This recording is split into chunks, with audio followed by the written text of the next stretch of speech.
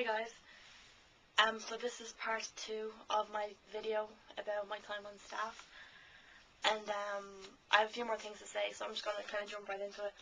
I remember one time when I had gotten one of my friends in for auditing. I mentioned her on the last video.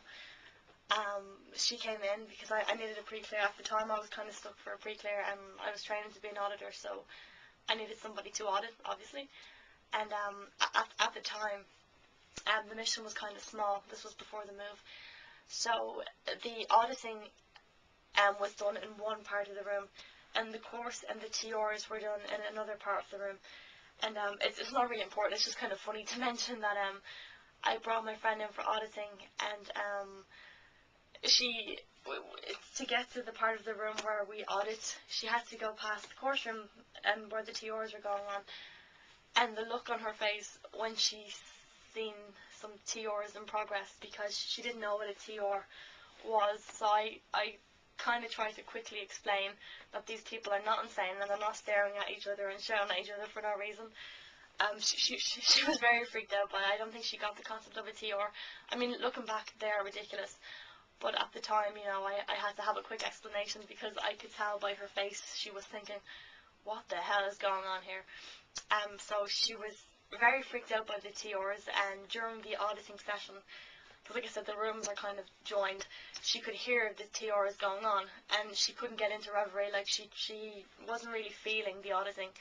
She didn't like it, but she could hear the TRs going on in the next room. And on the way out as well, she also saw these two people just staring at each other. But basically, that kind of done enough for her.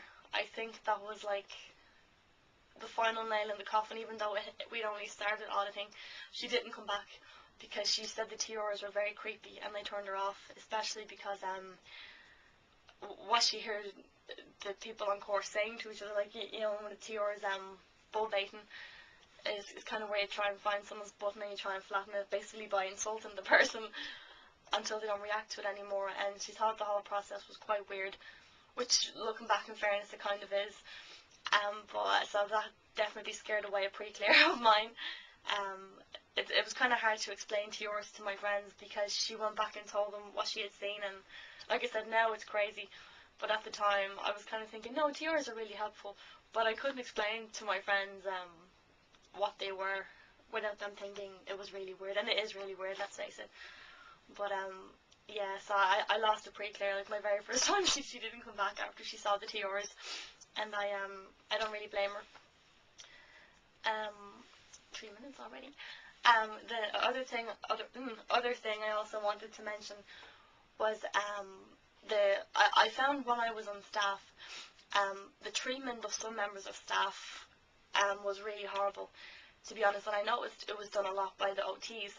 It seems kind of the higher on the bridge you were, I always noticed the higher a Scientologist was on the bridge, the more arrogant they were, and they didn't treat other people very nice, even other Scientologists, which is kind of funny because, you know, Scientology is supposed to be about betterment and equality and fairness, but yet there was this kind of divide, like even on staff, that there's people who worked on staff with me who wouldn't have been very high on the bridge, like myself. We did get treated differently to the people who came in who were OTs, because they did have this sense of arrogance about them. But one staff member in particular, I don't really want to mention his name, but he gets treated just awful on staff. Like, he gets they make racist jokes about him, about his appearance. He gets treated just awful. Like, he has to do absolutely everything in the mission, and if something isn't done, if there's a screw up, it's this guy's fault. And I didn't like the way that they were treating him. And I just think it's funny because, like I said, Scientology is supposed to be about, you know, equality and fairness and the betterment of all mankind. But there is this big divide I found between the OTs and the people who were lower on the bridge. They weren't very nice. You know, they especially this one member of staff, they didn't treat very nice at all. Even though, you know, he works his ass off and he's always there.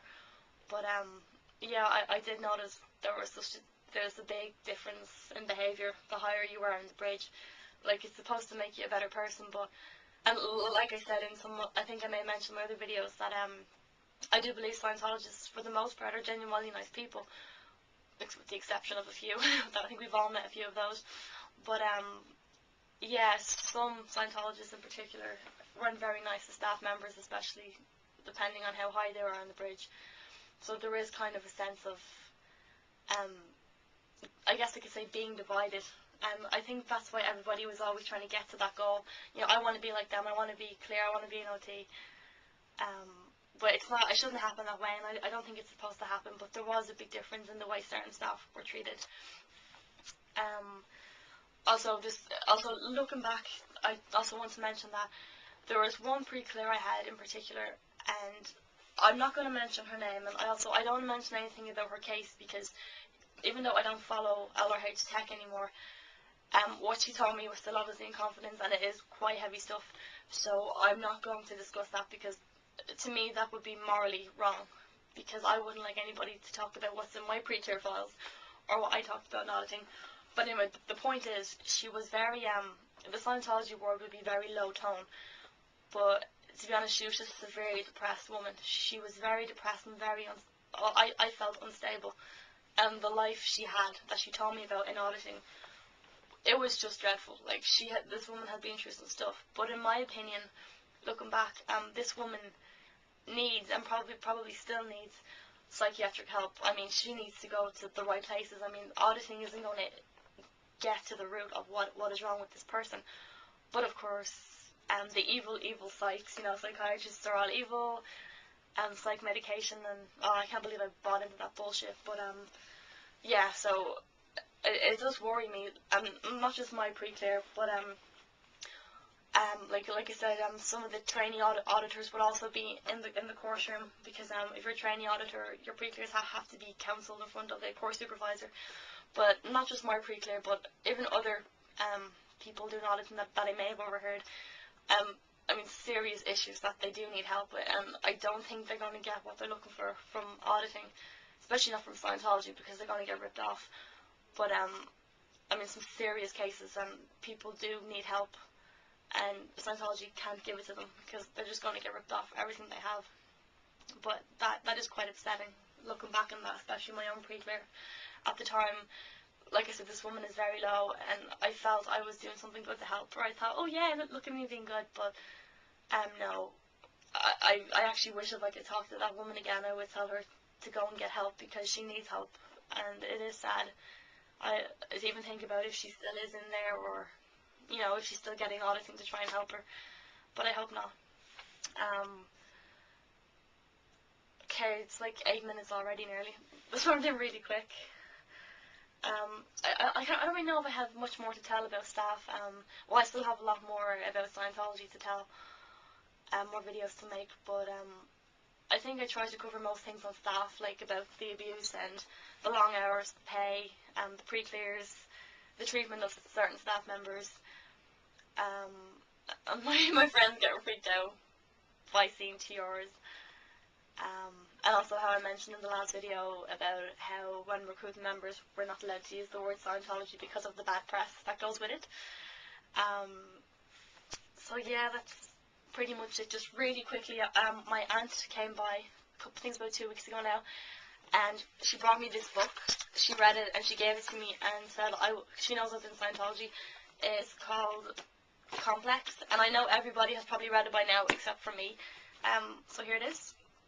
And I'm going to give it a read. I cannot wait to give it a read, because I've heard really good things about it, and my aunt said it was just brilliant. And I'm probably the only person in the world that hasn't read it. So I haven't had time with work and everything, but I want to get stuck into it right now. So I can't wait to read it. So thank you for watching this video, and I will have more soon. Thank you.